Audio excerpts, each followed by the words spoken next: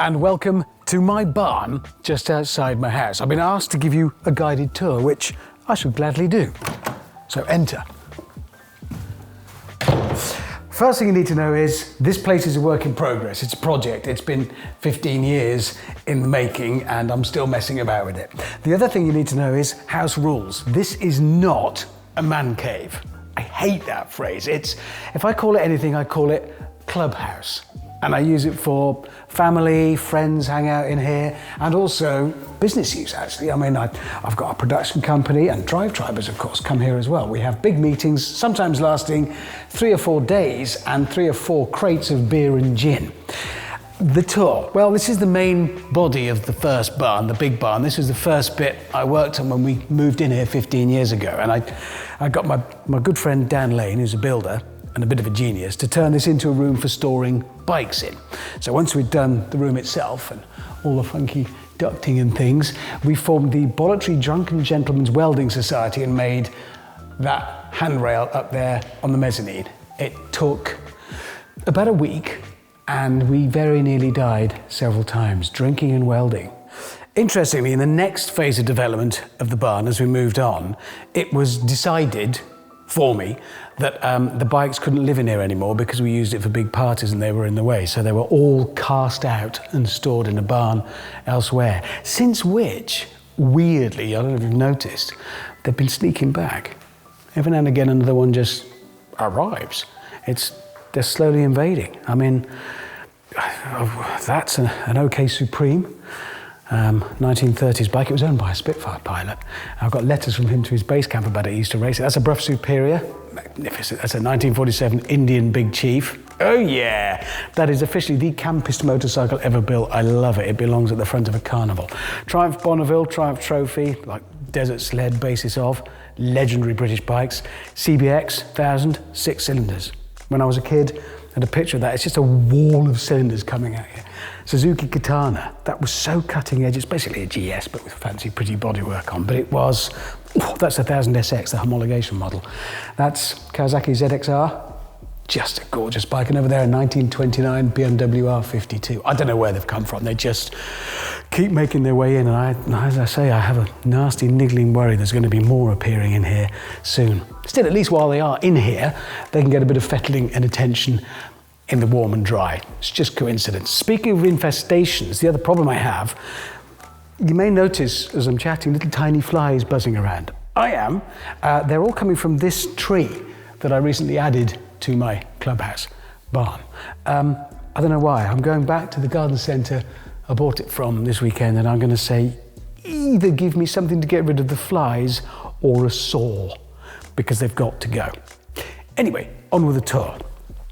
I remember when these were new, going to Mixtiano's Kawasaki in Harrogate. Me and my mate, this is, must be 35 years ago.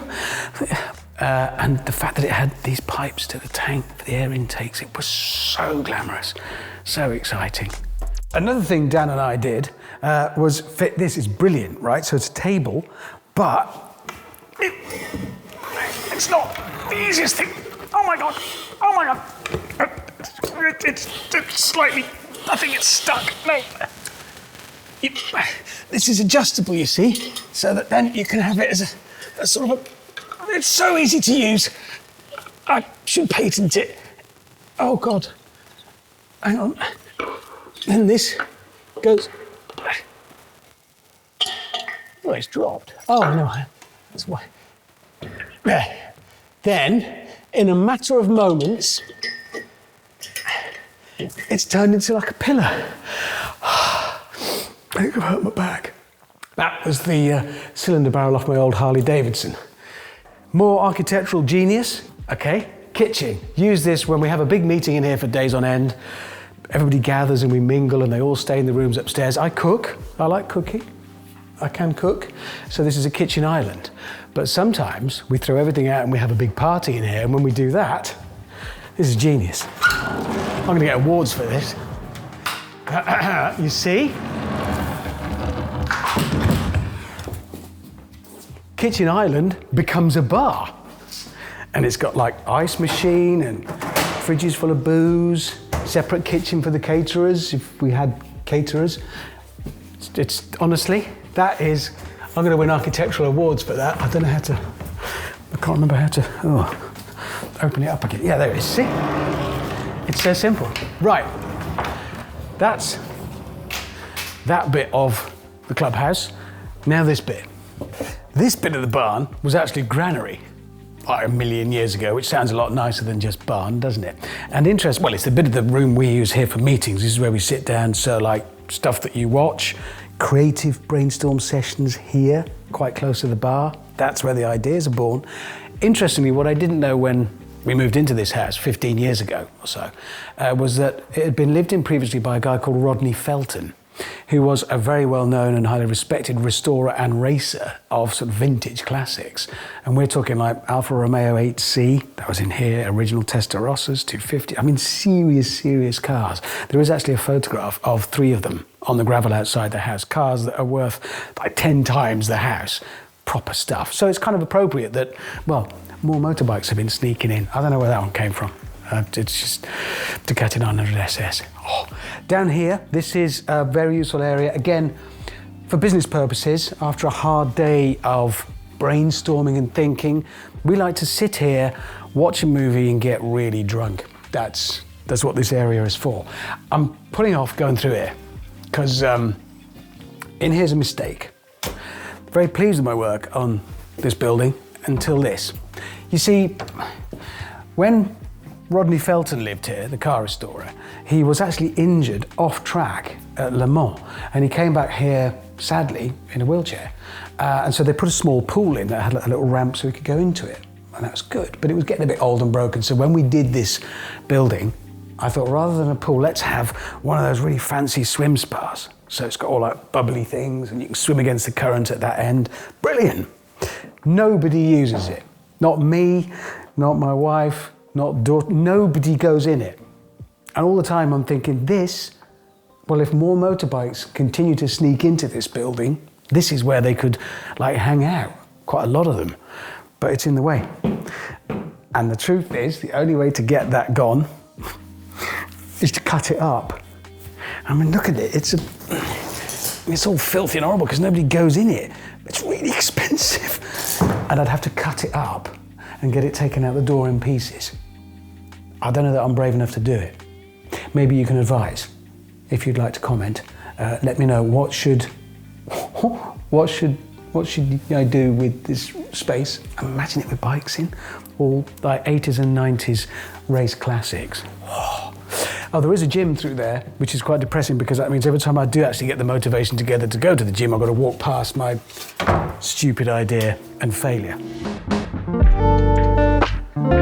Over there at the head of the room are my shelves of stuff, which I'm going to reserve for a separate video giving you a tour of those because it's worth it. It's just, fascinating-ish. Oh, these stairs were made for me by Hadrian, who is my neighbour, the engineer next door at the smallest cog. And I said I wanted something industrial and rugged to fit with a barn environment. So we went for RSJs, those big steel beams, sliced up and welded together.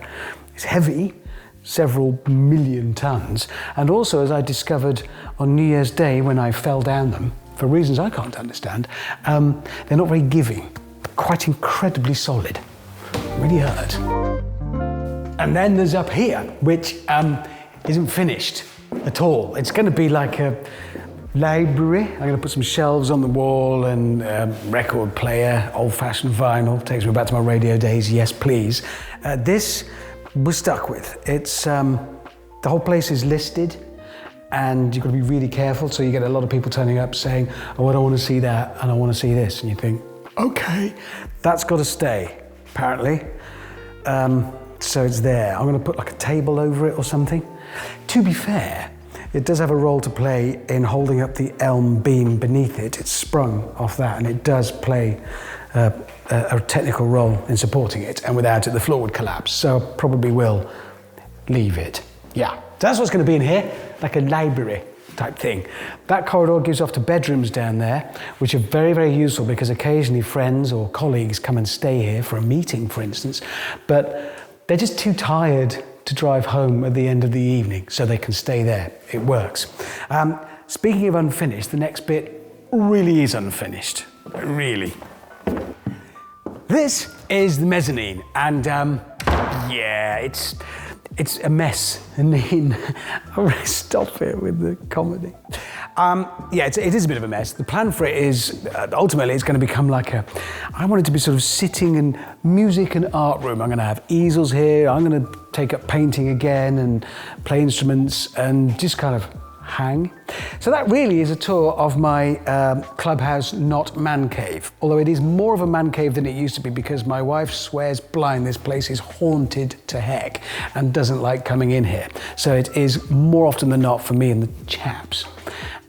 Plans going forwards, finish this room in here. The only thing is, Mike Fernie, Mr. M. Fernie, with whom you are familiar, is desperate, for reasons of his own, to build a model railway here. So once I've got my cupboards up and got rid of all this old bike kit and it's clear, he wants to put a big table in it and build a massive model railway. I'm not sure. So I'll leave the decision to you. Should he? What kind of model railway, and should he build it here on my mezzanine? That concludes the tour of my Clubhouse Not Man Cave. I hope you've enjoyed it. Thank you for visiting. Stop by again. We're really pushing it to the van. That's the kind of person you want to buy a bike from. The other thing down at, oh, that's my telephone. Don't, just wait a minute, I'll deal with it. It's Sophie at the workshop. Hello. This is adjustable, you see, so that then you can have it as a sort of a, it's so easy to use. I should patent it. Oh God. And Aston Martin green. Signal up, 3, 2. Really? Hello, Mike. Totally trucked himself. I saw him in the corner of my eye thinking, oh, that's brilliant. Yeah, workshop.